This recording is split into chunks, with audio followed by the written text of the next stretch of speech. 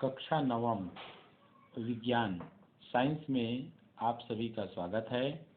आज हम एक विशेष टॉपिक रासायनिक समीकरण केमिकल इक्वेशन का अध्ययन करेंगे। इसके अंतर्गत आज हम रासायनिक समीकरण को संतुलित करना सीखेंगे। देखिए, रासायनिक समीकरण को संतुलित करने की मुख्यतः दो विधियां प्रचलित हैं।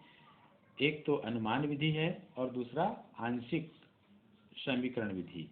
तो हम अनुमान विधि से किसी दिए गए रासायनिक समीकरण को हम संतुलित करना सीखेंगे। आइए, आपके सामने एक रासायनिक समीकरण लिखा हुआ है। देखिए, CH4 अर्थात मीथेन प्लस O2, इन दोनों की रासायनिक अभिक्रिया से जो उत्पाद बनते हैं H2O प्लस CO2, ये जल है और ये कार्बन डाइऑक्साइड है। ठीक है, ध्यान देना है, किसी भी रासायनिक समीकरण में एरो का जो चिन्ह होता है उसकी बाईं ओर जो लिखी राशि होती है उसको अभिकारक कहते हैं। अभिकारक, या फिर इसको क्रियाकारक भी कहते हैं। क्रियाकारक, क्योंकि रासायनिक क्रिया में दोनों भाग लेते हैं तो क्रियाकारक। इन दोनों अभिकारकों, ये दोनों ही अभिकारक है, तो दोनों अभिकारकों के रासायनिक क्रिया के परिणाम स्वरूप जो नया पदार्थ बनता है वह उत्पाद कहलाता है। उत्पाद एक से अधिक हो सकते हैं, तो ये दोनों उत्पाद हैं। ये दोनों ही क्या हैं? उत्पाद हैं, या इसको क्रियाफल बोल सकते हैं। क्रियाफल।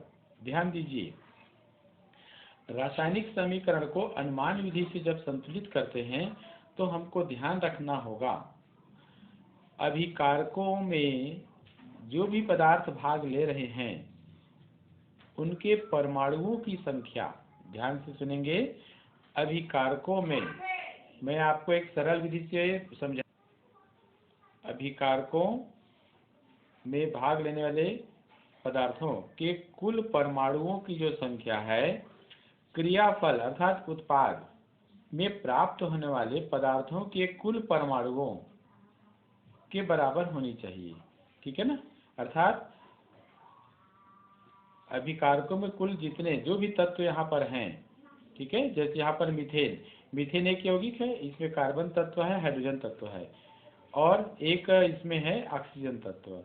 तो इनके कार्बन के, हाइड्रोजन के और ऑक्सीजन के कुल परमाणुओं की जो संख्या है वह, यहाँ पर जो उत्पाद है जल और कार्बन डाइऑक्साइड, हाइड्रोजन परमाणु, ऑक्सीजन परमाणु और कार्बन परमाणु, इनके कुल परमाणुओं की संख्या अभिकारकों की तरफ जो परमाणु है उसके बराबर होनी चाहिए।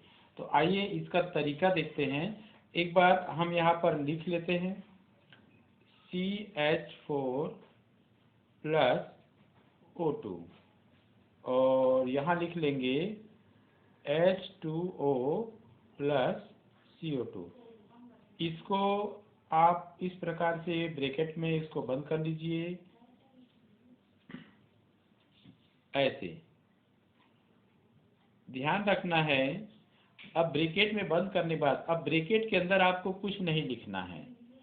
जो भी लिखेंगे ब्रैकेट के बाहर, ये बाईं तरफ ही हम लिख सकते हैं जो भी लिखना होगा। आइए हम इसका दो भाग करते हैं। एरो के चिन्ह के इधर वाले भाग को हम बायां भाग कहेंगे और इधर वाले भाग को दायां भाग। दोनों तरफ जो भी तत्व हैं उनके कुल परमाणुओं की संख्या की हम तुलना करते हैं। जैसे यहाँ पर कौन कौन से तत्व आए हैं, यहाँ लिख लेते हैं कार्बन, ठीक, फिर है हाइड्रोजन और है ऑक्सीजन। इधर भी देखिए, कार्बन लिख लीजिए, हाइड्रोजन लिख लीजिए, ऑक्सीजन लिख लीजिए, ऐसे। आइए पहले देखते हैं बाईं ओर कार्बन के कितने परमाणु है। तो यहाँ पर देखिए कार्बन के कितने परमाणु है, तो इसके लिए मैं आपको एक और तरीका बता रहा हूँ, ध्यान देंगे। जैसे लिखा है CH4 में ध्यान देंगे, यहाँ बाईं तरफ कोई संख्या नहीं लिखा है, इसका मतलब है इसको मीथेन का एक अणु कहेंगे। कुछ नहीं लिखा मतलब एक हो गया। तो ये मीथेन का अणु सूत्र है, तो मीथेन का एक अणु। और यहाँ कार्बन के नीचे पादांक जिसको बोलते हैं वहाँ भी कुछ नहीं है मतलब एक है। तो जब हम कार्बन परमाणुओं की टोटल संख्या गिनते हैं तो इन दोनों का गुणा हो जाता है, एक एकम एक। तो यहाँ पर ठीक इसी प्रकार देखिए, यहाँ कार्बन का एक परमाणु है, देखिए तो एक एकम एक हो गया, ठीक है। अच्छा यहाँ भी देखिए, अब दाईं तरफ देखिए कार्बन के कितने परमाणु हैं, तो यहाँ पर देखिए एक ही है, तो यहाँ एक लिख दिया हमने, ठीक है ना। यहाँ भी आप देख सकते हैं CO2 में, यहाँ पर कार्बन डाइऑक्साइड का एक अणु में कार्बन के एक परमाणु है, एक एकम एक। यहाँ भी पादांक पे कुछ नहीं मतलब एक है, तो एक एकम एक, तो एक हो गया। अब हम देखते हैं हाइड्रोजन परमाणुओं की संख्या बाएं पक्ष में। तो यहाँ पर देखिए, चूंकि मीथेन में एक अणु, मीथेन में कितने हाइड्रोजन है, तो एक गुणित चार करेंगे, तो चार एकम चार, तो हाइड्रोजन के चार परमाणु। दाईं ओर देखिए यहाँ पर H2O है, H2O में जल का एक अणु में हाइड्रोजन के कितने परमाणु हैं, तो दो गुणित एक करेंगे, दो एकम दो, तो यहाँ हाइड्रोजन के दो परमाणु। ध्यान यही देना है। यहाँ पर कार्बन कार्बन परमाणु तो संतुलित है, परंतु हाइड्रोजन हाइड्रोजन परमाणु संतुलित नहीं है। तो जैसे यहाँ पर हाइड्रोजन के चार परमाणु है, तो इधर भी हाइड्रोजन के चार परमाणु होने चाहिए। तो हमको क्या करना है, यहाँ बाईं तरफ यहाँ दो लिख देना है, ये हो गया दो। अब देखिए, अब इसको संतुलित करके देखिए, तो हाइड्रोजन के कितने परमाणु हो गए, दो गुणित दो, तो ये हो गया कितना, चार। तो ये +2, इसका मतलब है चार हो गया। इधर भी चार है, इधर भी चार है, हाइड्रोजन भी संतुलित हो गया। अंत में अब एक तीसरा तत्व आता है ऑक्सीजन, इसको देखते हैं। तो बाएं पक्ष में देखिए, बाएं पक्ष में क्या है, मीथेन प्लस O2।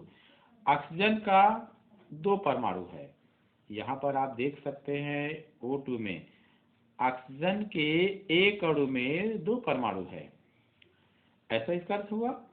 तो यहाँ पर एक दूनी दो, तो दो परमाणु। दाईं ओर देखिए, तो यहाँ पर आप ध्यान से देखिए, यहाँ पर चूंकि जल का हम क्या लिख चुके हैं, दो, तो ये दो हो गया।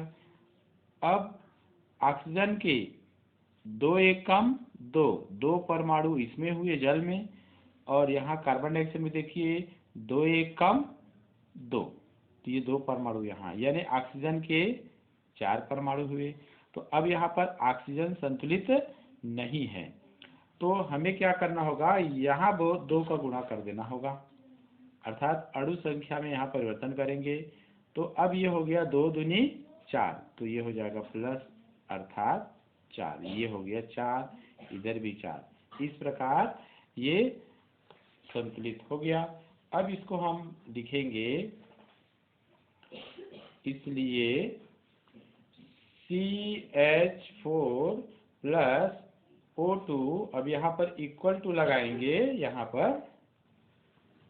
पर H2O प्लस CO2। देखिए यहाँ पर हमने कोई परिवर्तन नहीं किया, लेकिन यहाँ पर हमने क्या किया है, 2 लिखा है, और यहाँ भी हमने 2 लिखा है, इस प्रकार से। तो अब यहाँ पर देखिए, हाइड्रोजन के चार परमाणु, हाइड्रोजन के चार परमाणु, ठीक है। कार्बन का एक परमाणु, कार्बन का एक परमाणु। ऑक्सीजन के इधर दो दूनी चार परमाणु, ऑक्सीजन के दो, और ये दो चार परमाणु। इस प्रकार से ये संतुलित रासायनिक समीकरण प्राप्त हुआ, ठीक है। आइए दूसरा रासायनिक समीकरण देखते हैं। दूसरा रासायनिक समीकरण है Fe प्लस O2, और दोनों के बीच रासायनिक क्रिया से Fe3O4 प्राप्त होता है। देखा जाए तो ये संयोजन अभिक्रिया है, दो अलग अलग पदार्थ अभिकारक, दो अभिकारक संयुक्त होकर के, जुड़ करके, यानी रासायनिक अभिक्रिया करके एक नया पदार्थ बनाते हैं। तो ऐसी अभिक्रिया, रासायनिक अभिक्रिया को संयोजन अभिक्रिया या योगशील अभिक्रिया या योगात्मक अभिक्रिया के नाम से जानते हैं। आइए इसको संतुलित करने का प्रयास करते हैं। तो पहले इसको लिख लेते हैं ऐसे ब्रैकेट में, थोड़ा दूरी बना के लिखेंगे ताकि आसानी हो। और Fe3 और O4 ऐसे, ठीक है। आइए आगे बढ़ते हैं। सबसे पहले जैसे पूर्व में मैंने आपको बताया था कि बाईं ओर ये इधर मुख्य तत्व क्या है, आयरन, और इधर भी लिख लीजिए आयरन। फिर दूसरा यहाँ पर तत्व है ऑक्सीजन, और यहाँ है ऑक्सीजन। तो सबसे पहले जो मुख्य तत्व होते हैं उनको संतुलित पहले करना चाहिए। तो देखिए आयरन यहाँ पर एक परमाणु है, ठीक है, तो एक हो गया। इधर आयरन कितना हो गया, 3। तो यहाँ पर आयरन संतुलित नहीं है, तो हमको यहाँ पर 3 लिखना होगा। नीचे तो लिख नहीं सकते हम, जैसे यहाँ है ऐसा हमको नहीं लिखना है। कोष्टक के अंदर जो भी है उसमें कोई लिखना ही नहीं है आपको। जो भी परिवर्तन करेंगे इस प्रकार अणु के रूप में करेंगे। तो यहाँ पर अब क्या हो गया, ये 3 का गुणा हो गया, 1 तिया 3, ये 3 आ गया, ठीक है। तो आयरन संतुलित हो गया। दूसरा देखिए यहाँ पर ऑक्सीजन 2 है, और यहाँ ऑक्सीजन कितना है, 4 है। तो यहाँ पर भी 4 करने के लिए यहाँ हमको 2 करना होगा, तो 2 गुणित 2, यहाँ पर देखिए कितना हो गया, 4, इधर भी 4। तो इस प्रकार से यह भी संतुलित हो गया। तो अब इसको हम लिख सकते हैं 3Fe प्लस 2O2, और यहाँ बराबर का चिन्ह लगा देंगे आप, ठीक है। ये संतुलित रासायनिक समीकरण हुआ, ठीक। आइए एक तीसरा रासायनिक समीकरण भी देखते हैं। इसमें है KClO3, KCl प्लस O2। ध्यान दीजिए यहाँ अभिकारक एक ही है, लेकिन यहाँ क्रियाफल में 2 अलग अलग पदार्थ प्राप्त हो रहे हैं, मतलब ये टूट करके 2 पदार्थों में बदल रहा है। तो ऐसी रासायनिक अभिक्रिया को वियोजन अभिक्रिया अथवा अपघटन अभिक्रिया भी कहते हैं। आइए इसको हल करके देखते हैं संतुलित करके। तो पहले लिख लेते हैं KClO3, इसको ब्रैकेट में लिख लीजिए, और KCl ये ब्रैकेट में आ गया, प्लस O2 यहाँ भी ये ब्रैकेट में आ गया। आइए संतुलित करिए। तो यहाँ पर सबसे पहले मुख्य जो तत्व है उसको पहले लिख लेना चाहिए। तो यहाँ पोटेशियम, इधर भी क्या है, पोटेशियम, के कैलियम बोलते हैं लैटिन नाम इसका। अगला जो तत्व है वह है क्लोरीन, यहाँ पर क्लोरीन को लिखिए ऐसे। फिर इधर है ऑक्सीजन ऐसे, तो ये ऑक्सीजन को इधर भी लिख लीजिए। आइए देखते हैं, पोटेशियम का एक परमाणु है, इधर भी पोटेशियम के एक परमाणु, एक एक, ये पोटेशियम संतुलित है। क्लोरीन का एक परमाणु है, क्लोरीन के एक परमाणु है, तो क्लोरीन भी संतुलित है, ठीक है। अब आता है ऑक्सीजन का। ऑक्सीजन इधर 3 है। देखिए इसमें अगर हम अणु संख्या देखे थे तो 1 तिया 3। इधर भी देखिए यहाँ पर ऑक्सीजन 1 है, ठीक है। तो यहाँ पर 2 1 कम 2, तो यहाँ पर 2 हो गया। ध्यान देंगे, अब ध्यान देंगे, यहाँ पर क्या है, 2 है और यहाँ 3 है, यहाँ सम और विषम वाली बात है। तो इसके लिए आपको थोड़ा सा ध्यान देना होगा। जहाँ पर भी इस प्रकार से विषम और सम संख्या आता है तो संतुलित करना है, तो सबसे आसान तरीका यह है, ये जो ऑक्सीजन का जो 2 है यानी सम है, इसको इधर दे देंगे यहाँ आगे में, और इधर जो ऑक्सीजन में जो 3 है विषम, इसको इसके आगे दे देंगे ऐसे, ठीक है। या इसको हम ऐसे लिख सकते हैं 3 गुणित 2 बराबर 6, और 2 गुणित 3 बराबर 6। देखिए दोनों तरफ परमाणु की संख्या ऑक्सीजन की 6 हो गई। तो इस प्रकार से संतुलित हो गया ये। इसको अब लिख देते हैं, आइए लिख दीजिए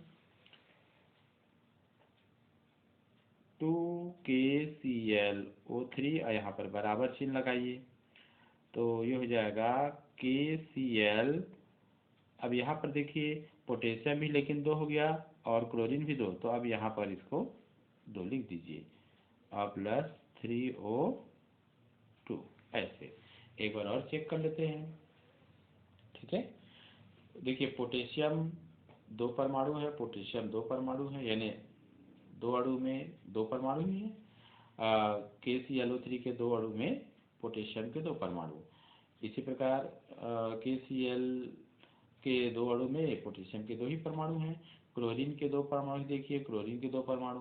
ऑक्सीजन के 3 दूनी 6 परमाणु, तो ऑक्सीजन के 3 दूनी 6। इस प्रकार ये संतुलित रासायनिक समीकरण प्राप्त हुआ।